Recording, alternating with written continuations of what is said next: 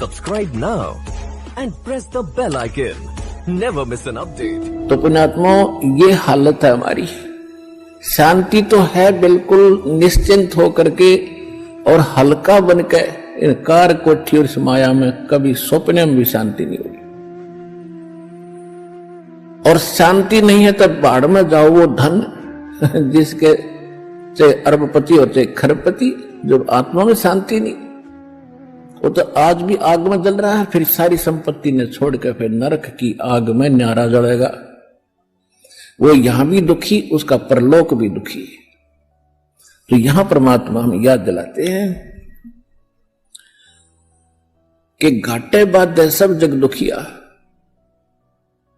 और के गृहस्थी बैरागी हो।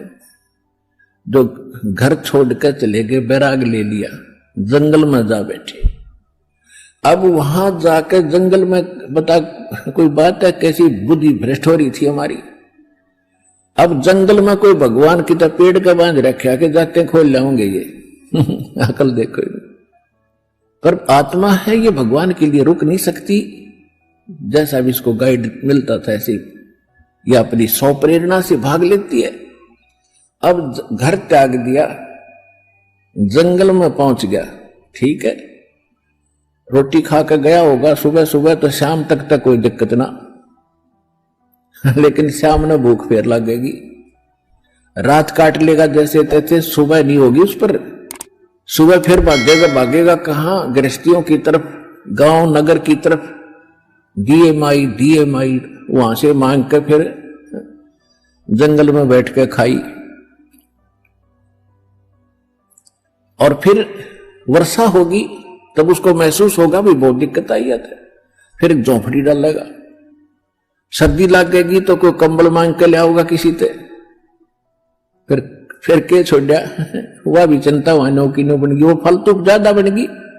वहां बड़े बनाए मकान थे, बड़ी बनाई रजाई कपड़े थे और बड़ी बनाई रोटी मिलनी थी।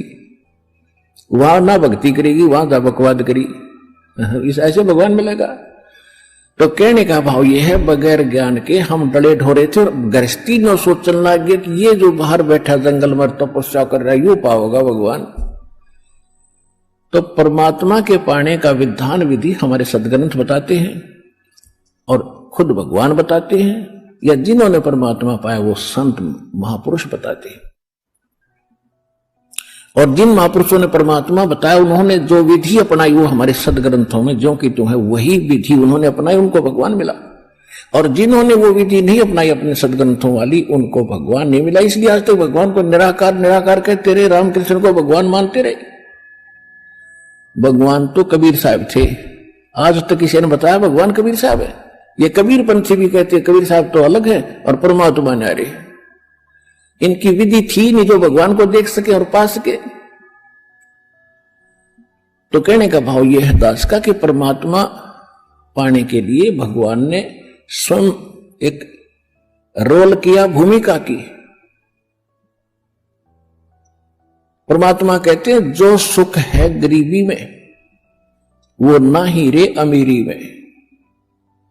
गरीबी यानी आधीनी, और साईं इतना दीजिए जा मैं कुटुंब समावे, और हम भी भूखे ना रहे अतिथि ना भूखा जाए। इसमें जो सुख है और भगवान की भक्ति साथ हो। देखो भगवान की भक्ति नहीं है तो चाहे वो हैंड टू माउथ वैसे भी रह लो, उससे भी कोई लाभ नहीं होगा। भक्ति भगवान की साथ हो और भगवान का फिर सहारा आपके साथ रहेगा। आपको आवश्यक वस्तु आपके सोचने से पहले प्राप्त हो जाएगी जब हम भगवान परमात्मा कबीर जी की शरण में विधिवत रहेंगे। तो फिर हमने घने संग्रह संचन की आवश्यकता क्या? लेकिन हमारा जो है दिल इतना कमजोर हो लिया, हम संग्रह किए बिना रुक नहीं सकते। फिर परमात्मा ने बताया कि जैसा भी जिसकी व्यवस्था है उसी में इस भगवान की भक्ति को प्रारंभ करो, ज्ञान को सुन और इस पर कुछ कदम इसके अनुसार रख कर देखो। फिर आपको शांति भी होगी, घर में बरकत भी होगी, पापों से भी बचोगे। अब परमात्मा एक झोपड़ी में रहा करते सारी ब्रह्मांड के रचने वाले, वो एक शब्द से और एक सेकंड में इतना आलीशान मकान बना सकते हैं, एक वचन से, जिसके वचन से सब ब्रह्मांड और सब सूर्य और ये चांद सितारे बन गए और ये सब जीव जंतु, ये पौधे परमात्मा के एक वचन से बाग लग गए। तो क्या वो अच्छे महल बनाकर नहीं रह सकते थे इस पृथ्वी पर? काशी बनारस में वो जुल्हे का काम करके क्यों दिखाया उन्होंने? क्यों एक झोंपड़ी में टाइम पास किया कि बच्चों आपको बस इतना ही पर्याप्त है। इस गंदे लोक में, इस काल की जेल में तुम बड़े बड़े व्यवस्था करने चाहते हो तो तुमने भांग पी ली। आपको ये जेल महसूस हो नहीं रही क्योंकि आपको नशा करा दिया इसने। अब ये परमात्मा का ज्ञान एंटीबायोटिक काम करेगा, ये आपका नशा उतारेगा और फिर आप होश में आओगे, फिर आपको यह जेल दिखाई देगी। जब आपको ये जेल दिखाई देगी तो इससे निकलने की आप चेष्टा भरसक करोगे। और अब परमात्मा ने बता दिया, चेष्टा की तरीका बता दिया कि ऐसे प्रयत्न कीजिए और गारंटीड मोक्ष होगा, गारंटीड मोक्ष होगा। ये भगवान की बताई बात।